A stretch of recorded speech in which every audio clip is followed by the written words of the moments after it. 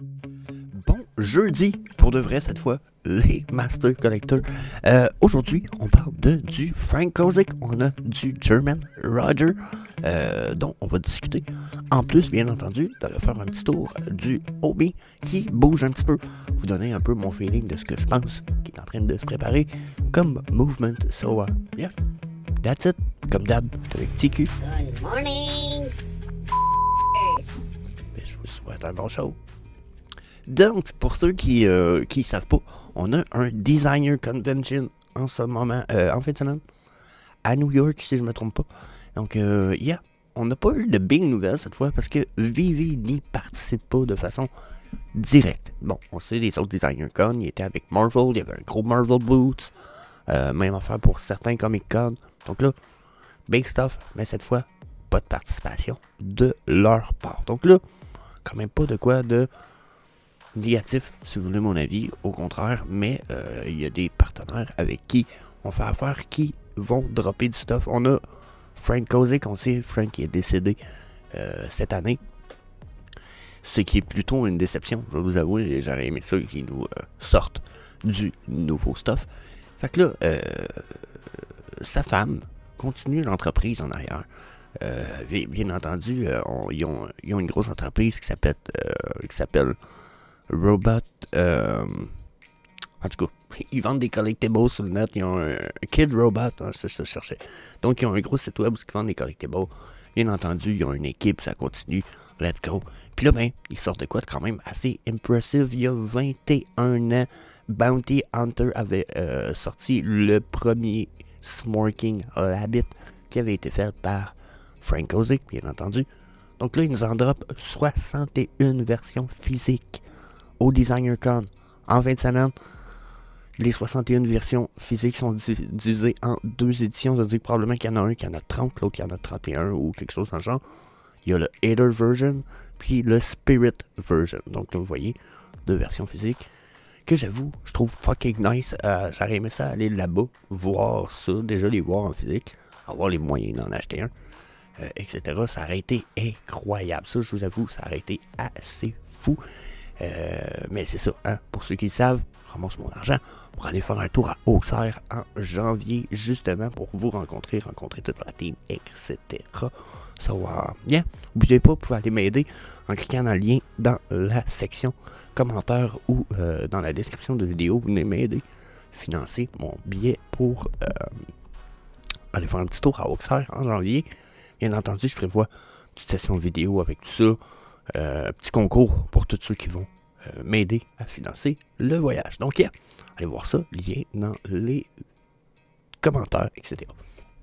Sinon, on continue avec German Roger puis les Choices Rabbit.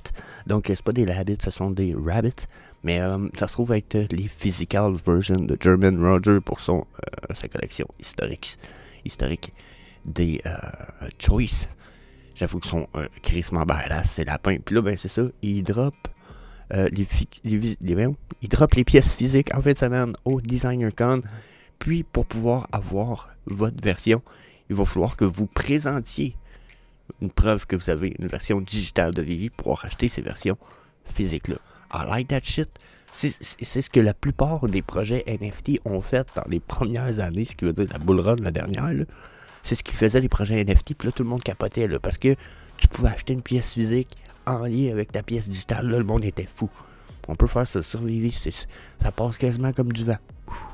Personne n'en parle, pourtant, c'est nice. C'est un peu la même affaire, faut que tu ailles dans un événement, vous allez me dire, ouais, encore plus cool, il y a une expérience de liée à tout ça. I like that shit. Chaque figurine est limitée à 250 pièces chaque, ça mesure 8 pouces, ce qui veut dire, bon, à peu près ma tronche de cake, de merde. Une belle hauteur, belle pièce. I like that shit. Je suis super positif là-dessus. Puis comme je disais, c'est de l'utility. Donc, yeah. En collaboration avec Vivi depuis 2021 en plus. Et que ça va. Le temps avance vite, hein. 2024 dans quelques semaines. 2021, ça va faire 3 ans et demi plus. Fuck yeah. Puis, j'avoue que le Hunter est cool. J'aime bien le Hunter dans le coin. Dites-moi ce que vous en pensez, bien entendu, dans les commentaires. Ensuite, on va refaire un petit survol du drop de James Bond qui drop aujourd'hui. Bien entendu, vous le savez, on en a déjà parlé, je suis pas un amateur James Bond de prime abord, mais la qualité a l'air assez amazing, hein. Puis les prix acceptables, 20$, là, liste qui est pas cher. Liste qui est pas cher. Puis leur bateau, il est incroyable. La mallette, puis le recorder, c'est pas mal. C'est vraiment pas mal. La qualité est assez incroyable, ça aussi. Mais j'avoue, je suis pas aussi excité que le bateau. Le bateau, là, regardez, on va regarder ça ensemble, le bateau. Checkez le bateau. Checkez le bateau, ça. Checkez ça. C'est genre, pas genre, fuck yeah. Là, ben, ils me font chier, ils le montrent pas beaucoup. C'est qu'ils me font chier, là, la vidéo de merde. Checkez le feu en arrière. Ils vont-tu leur montrer? Non, ils leur montrent pas le bateau. Mais le feu en arrière, c'est pas incroyable, ça, hein? Checkez ça. Fuck yeah. I like that shit, ça va être incroyable dans le VVverse, ça. Pouvoir contrôler ça sur des plans d'eau ou quoi que ce soit, ça va être débile. Checker l'intérieur du bateau, ça a l'air incroyable. Donc, à 20$ du drop, je le fais pas parce que c'est ça, je vous l'ai dit, hein, je veux mettre vraiment tout mon argent pour le billet crypto-oxer le plus possible. Puis là, fuck yeah, 20$, 777 éditions seulement, fuck. Ok, ça c'est pour le dernier, 2007 éditions pour le bateau. C'est quand même crissement pas beaucoup, hein. Il y en a qui réalisent pas, 2000 là, c'est... On va être 20 000, puis c'est 10% à 20 000, ouais, c'est 10%. Fait qu'aussitôt qu'on est 200 000 sur VV, ou 2 millions, on tombe dans les 0,4% de chance d'en avoir un. Moi, j'attends leur hostie de VVverse, pour être franc avec vous autres, là. Pas de VVverse, pas de potentiel extrême pour VV, mais avec un VVverse qui pourrait grossir, là, tabarnak. Potentiel est là pour ça. Potentiel est là, moi, ça, incroyable. Incroyable. Donc, on va aller voir le Omi. Right away. Donc, Omi sur le 4 heures, là. Pourquoi je ramène sur le 4 heures pour le Omi? On tombe très peu souvent sur le 4 heures sur la chaîne quand on va aller faire des chartes parce que je trouve que c'est beaucoup trop volatile. Ben, là, avec tout ce qui se passe présentement, on a quand même des pumps du Omi avec les nouvelles qu'on a. Ce qui fait que moi, j'avais prévu qu'on descende plus bas très bientôt. Là, pour l'instant, ce qui se prépare, c'est qu'on a l'air de vouloir monter plus haut. Est-ce que je supporte encore? Est-ce qu'on va regarder ensemble s'il y a moyen de voir si je me trompe? Est-ce que ça va monter? Est-ce que ça va descendre? Ou est-ce que je pourrais avoir raison? Donc là, quand je regarde ça sur les 4 heures, déjà, j'ai mes lignes de EMA ici. Les lignes orange, jaune et vert et blanc. Vous voyez ici, mini Golden Cross ici. Bullish pour le Omi. J'attendrai de voir d'avoir un Golden Cross sur mon EMA 55 233 qui sont la ligne verte et blanche ici. Si j'ai un croisement positif, par là-bas, vous avez compris, j'ai un croisement positif, je vais commencer à être un peu bullish, mais je m'attends à un test avant une chute. Donc, je m'attends à une chute ici. Je regarde mes stochastiques RSI multi-time frame. On dirait que j'ai l'impression qu'on tombe sur un top. Puis que les nouvelles sont bonnes, mais en même temps, les nouvelles sont bonnes, mais sont un peu fictives. C'est un peu du vent. Tu sais, des bronze tickets pour plus de Master Collector Point, mais le Master Collector Point, on peut rien faire avec. Fait que c'est un peu d'accord que c'est un peu comme caduc. Tu sais, c'est de la Yumi Utility, ouais, mais les bronze tickets, c'est-tu des chances de participation de plus pour les drops? Parce que si ça en est pas, c'est des bronze tickets pour plus de MCP, puis les MCP, ben c'est ça, ils servent à rien. Ils servent à fuck all, à rien, pas tout. Donc, je peux pas être positif sur ce point-là, hein? La réalité, c'est ça. Donc, moi, je pense que les prix ont le potentiel de pouvoir redropper.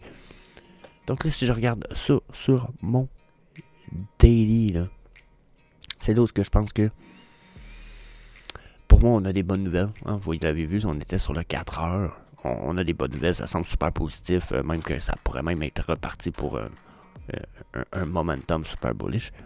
Quand je regarde ça sur le daily, puis j'ai envie de dire, peut-être pas sur le weekly. Pour le weekly, peut-être pas. Mais sur le daily, j'ai l'impression qu'on a touché un top puis qu'on va aller voir un nouveau bottom ou retoucher au bottom passé. Donc là, je vais aller mettre un stochastique RSI en 3 points.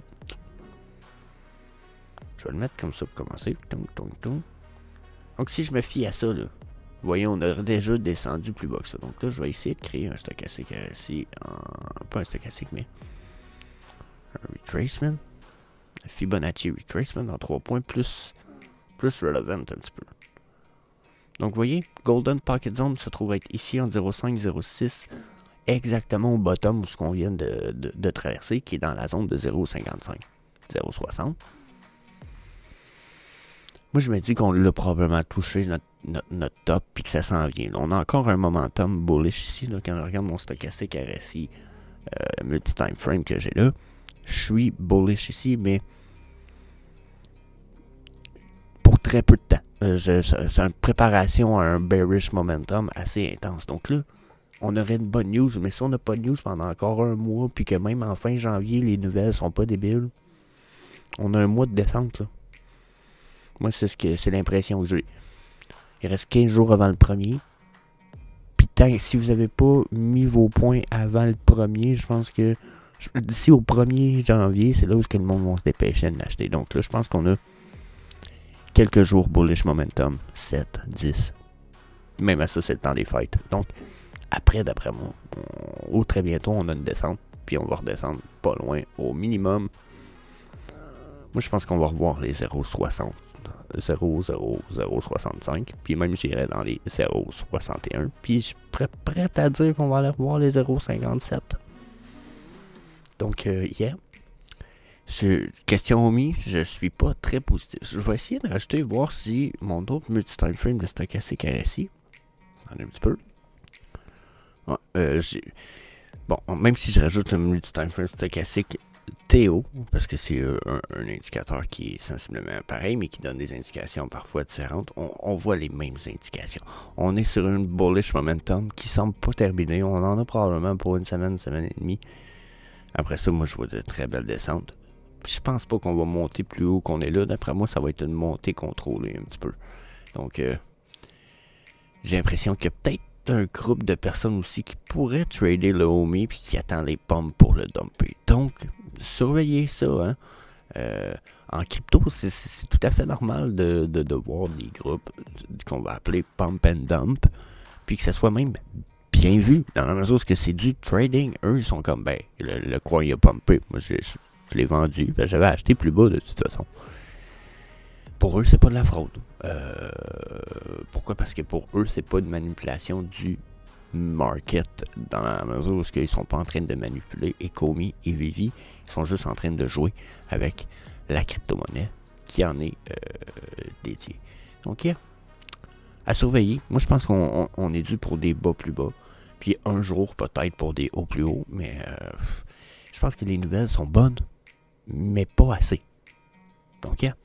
Donnez-moi votre avis, bien entendu, dans les commentaires. Puis, n'hésitez pas à rester à l'affût.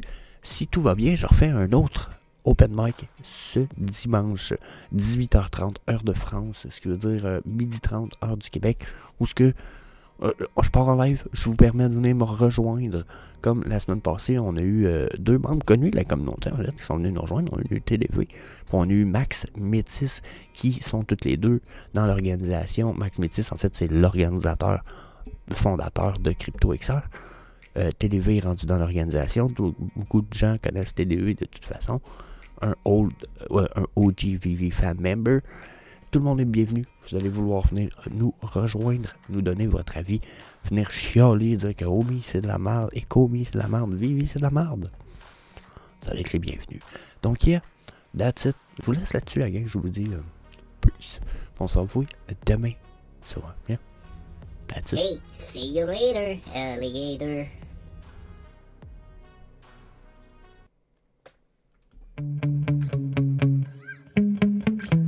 Yeah. Sometimes I get so mad, there's no controlling me. My thoughts get so bad, I'm like, I might grab a bat, I don't know. My wrath, my blood boils over like, oh God, here goes. I lost all feeling from my head to my toes. You said some shit that I can't let go, so just stay.